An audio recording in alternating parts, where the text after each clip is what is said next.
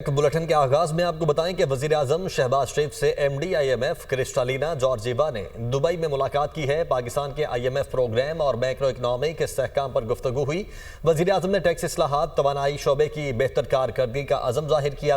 وزیر اعظم شہباز شریف نے معاشی استحکام، مؤثر کارکردگی اور منصوبہ بندی کا بھی عزم ظاہر کیا ہے۔ M D I M F نے قرض پروگرام کی کامیابی کے لیے پاکستان کی حکومت کی کوششوں کو سراہا۔ M D I M F نے کہا معیشت ترقی کی سمت میں گامزن ہونے کے ساتھ افراط زر میں کمی اچھی کارکردگی ہے۔ پاکستان معاشی بحالی کے حصول کے بعد ترقی کی راہ پر گامزن ہے۔ آئی ایم ایف کی مینیجنگ ڈائریکٹر نے وزیر اعظم شہباز شریف کی قیادت کی تعریف بھی کی۔ آئی ایم ایف کے وفد کی آڈیٹر جنرل آف پاکستان سے ملاقات۔ وفد کو پبلک سیکٹر میں آڈٹ اور شفافیت کے طریقہ کار پر بریفنگ دی گئی ہے۔ اسی پر بات کریں گے مدثر علی رانا ہمارے ساتھ موجود ہیں۔ مدثر علی رانا، ملاقات کا حوال بتائیے گا، مزید کیا بریف کیا گیا؟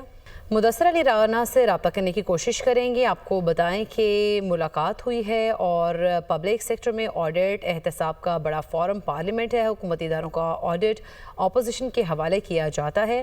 آئی ایم ایف کے وفد نے ایف بی آر حکام سے بھی ملاقات کی۔ ایف بی آر نے ڈیجیٹائزیشن پر آئی ایم ایف کو بریفنگ دی ہے، جبکہ آئی ایم ایف وفد نے ایس ای سی پی حکام سے بھی ملاقات کی ہے۔ وزیر خزانہ محمد اورنگزیب نے کہا ہے کہ ہر طرف سے اچھی خبریں آ رہی ہیں۔ آئی ایم ایف نے معاشی ترقی اور اصلاحات پر پاکستان کے اقدامات کو سراہا۔ M D I M F سے tax, energy, S O Es اور اصلاحات پر تفصیلی گفتگو ہوئی۔ حکومتی کاوشوں کی بدولت میکرو اکنامک استحکام خوش آئند ہے۔ وزیر خزانہ سیکیورٹی ایکسچینج کانفرنس سے ویڈیو خطاب کر رہے تھے۔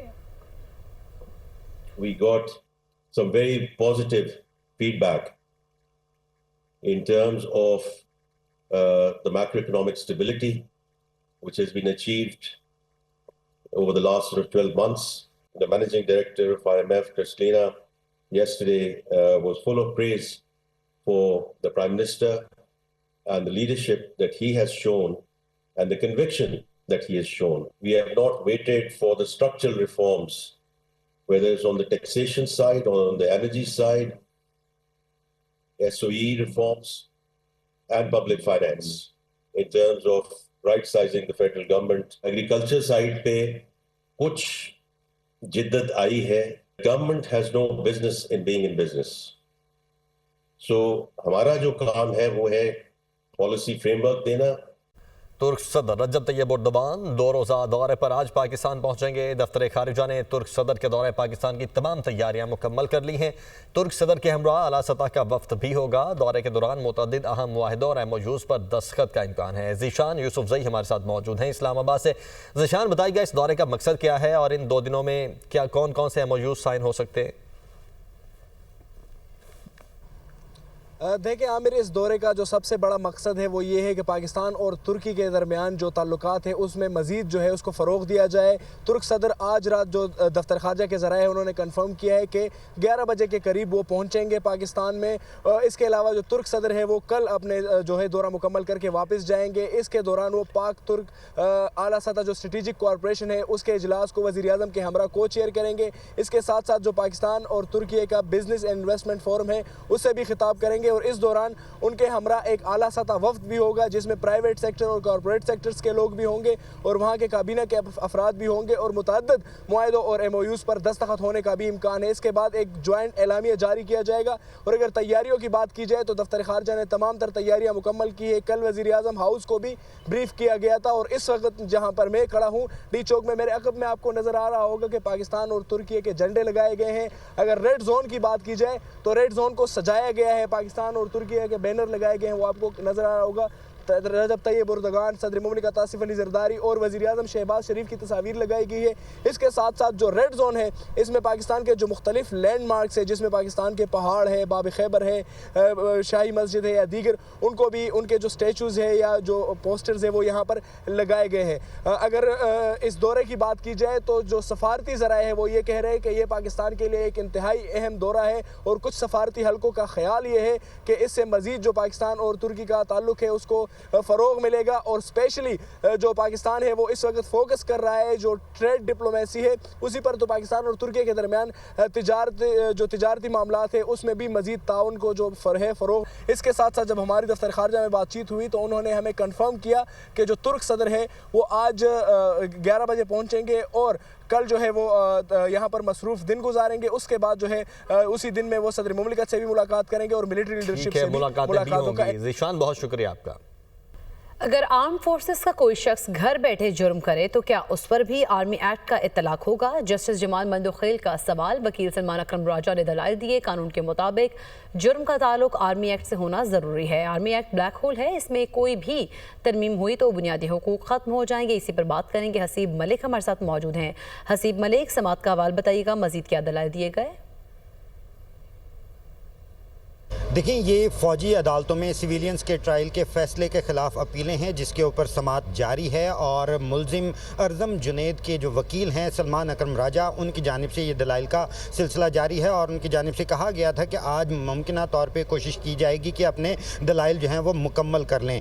तो आज जब दलाइल का आगाज़ किया गया उनकी जानिब से तो अदालत की जानिब से सवाल उठाया गया कि क्या कोई आर्म्ड पर्सन अगर घर बैठ के कोई जुर्म करता है तो उसका ट्रायल कहाँ पर होगा, जिसके ऊपर जो वकील थे उनकी जानिब से ये बताया गया कि मुलजिम का जो ट्रायल है, क्योंकि मिसाल उनकी जानिब से दी गई कि अगर कोई मुलजिम जो है घर बैठ के या अपने घर में पतंगबाजी करता है, क्योंकि वो भी एक जुर्म है, तो उस सूरत के अंदर उसका जो ट्रायल है वो आर्मी कोर्ट के अंदर नहीं होगा, बल्कि उसका जो है वो दीगर जो कोर्ट्स हैं, मुताल्लिका जो अदालतें हैं, उधर उनका ट्रायल होगा। और इसी तरह उनकी जानिब से मिसाल दी गई कि अगर कोई दूसरी शादी करता है तो उसका भी मिलिट्री कोर्ट्स के अंदर जो है वो ट्रायल नहीं होगा।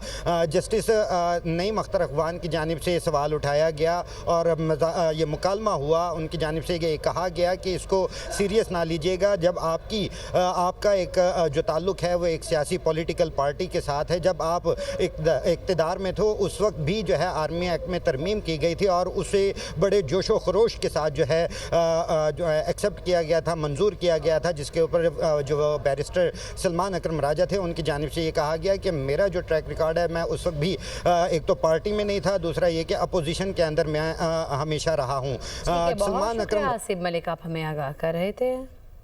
इस्लामाबाद हाई कोर्ट के जजेस की सीनियरिटी तब्दील करने के खिलाफ 5 जजेस की रिप्रेजेंटेशन मुस्तरद कर दी गई है। तहरीरी फैसला जारी कर दिया गया है।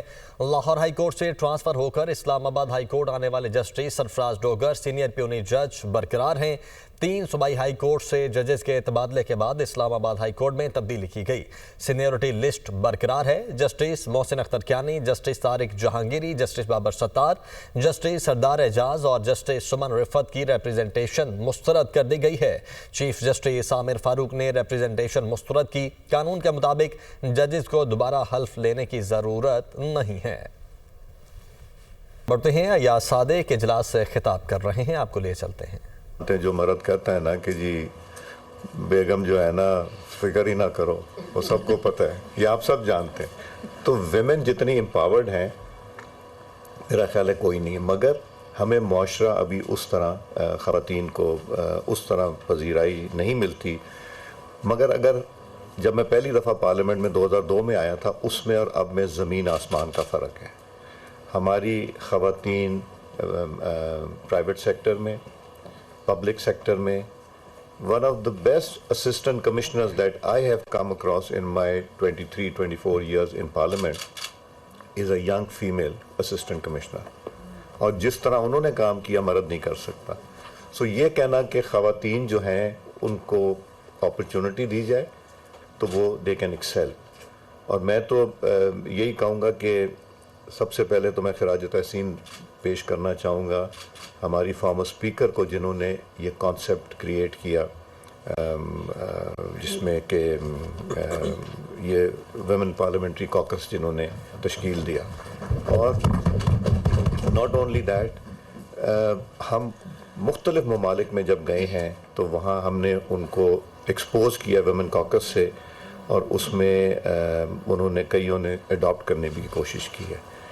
आप लोगों का जो मसला है, हमारा जो नेशनल असेंबली के कम से कम मेंबरान हैं, अगर आप रिकॉर्ड निकलवा लें जो women participation in debate of the house, in question hours, in various issues is I think more, अगर परसेंटेज वाइज देखा जाए, more than the male members.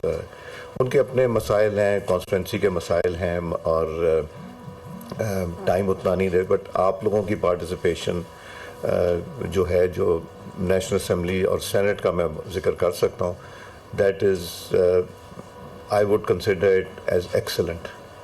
اور یہ ریکارڈ بولتا ہے، ریکارڈ بھی بولتا ہے. پھر جو تیاری کر کے آتے، ایک زمانہ تھا کہ کویسچن بنا کے دیے جاتے تھے، اب بناتے نہیں. اب ہمارے ممبران خود کویسچنز اپنے بناتے ہیں، خود سپلیمنٹری کویسچن سے پتہ چل جاتا ہے کہ یہ فیڈ کویسچن تھا یا وہ، اور وہ the quality has risen tremendously.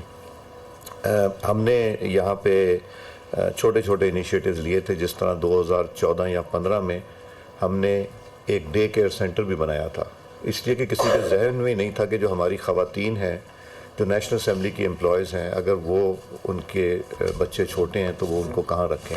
تو وہ ایک چھوٹا سا یہاں ڈے کیئر سینٹر بنایا تھا. اور ابھی 2-3 مہینے پہلے میں نے یہ کہا تھا کہ جو نیشنل اسمبلی میں خواتین امپلائیز ہیں وہ مغرب کے بعد یہاں نہ رکیں، وہ مغرب کے بعد نکل جائیں اور اپنے گھروں کو چلی جائیں تاکہ باحفاظت پہنچ جائیں حالات کی وجہ سے. مگر حالات جس طرح بہتر ہوتے جائیں گے اسی طرح اپرچونٹی ملتی جائے گی. ہمارے نیشنل اسمبلی میں ہم نے لیجسلیٹو کاؤنسل بھی بنائی ہوئی ہے، جس کو آپ لوگ یوز کرتے ہیں اور کر سکتے ہیں زیادہ سے زیادہ. ہم نے کورسز بھی پارلیمنٹری اس کے اوپر کورسز ہم نے بنائے جو 17 یونیورسٹیز میں ہیں. اس میں بھی آپ ویمن کے جو ایشوز ہیں اس کو اجاگر کر سکتے ہیں یونیورسٹیز میں. آپ لوگ خواتین کی ریگولر وزٹس پارلیمنٹ کے سیشن کو دیکھنے کے لیے نیشنل اسمبلی اور سینٹ کے، یو کین فیسیلیٹیٹ دیم. آپ ہمارے پاس تقریباً روز ہی آتے ہیں، ہمارے پاس انٹیریئر بلوچستان سے، فاٹا سے، انٹیریئر سندھ سے، ہر جہاں طرف سے لوگ آتے ہیں اور ایک ریگولر انٹرنشپ بھی کر رہے ہیں. اور ہم کوشش یہ کرتے ہیں کہ بچیوں کی جو تعداد ہے وہ بھی بڑھتی جائے. ظفر اللہ صاحب میرا خیال ہے پپس کے واحد وہ ای ڈی ہیں جن کو بورڈ نے لگایا تھا کسی انڈیویجول میں. جب میں اسپیکر تھا تو ہم نے پورے بورڈ کو کے سارے ممبرز کو انٹرویو کرایا تھا، اور اس انٹرویو میں he was the one who was selected، اور میرا بھی ایک ووٹ تھا. میں نے ڈسکریشن نہیں یوز کی تھی، اور ہی پرفارم ایکسلنٹ اس زمانے میں. تو ان کا ریسورس آپ یوز کریں گے تو آئی تھنک فائدہ اٹھائے گا. آپ کے پاس پپس کا ادارہ ہے، آپ کے پاس نیشنل اسمبلی اور سینٹ کا ادارہ ہے. یہاں پہ آپ لوگ اس کو جتنا استعمال کر سکتے ہیں for the benefit of the issues of women. At least جب تک میں اس کرسی پہ بیٹھا ہوں تو میں تو اس کو انکریج کروں گا. ہمارے ڈونرز کے ساتھ ایشوز ہیں، ہمیں پرانے جو ہے ایکسپیرینسز اچھے نہیں ہوئے. ہم ڈونر ڈریون کوئی کام نہیں کریں گے. ہم جو کام کریں گے it will be driven by the National Assembly of Pakistan once it is approved, and then only we will do these things. Otherwise ہمارا جو پہلا ایکسپیرینس ہوا IP3 میں that was not very good. اور اسی طرح ایک آدھا اور ایکسپیرینس. تو ہم نے تب سارے ڈونرز کو بلایا تھا اور ہم نے ان سے یہی کہا تھا کہ اگر آپ نے جو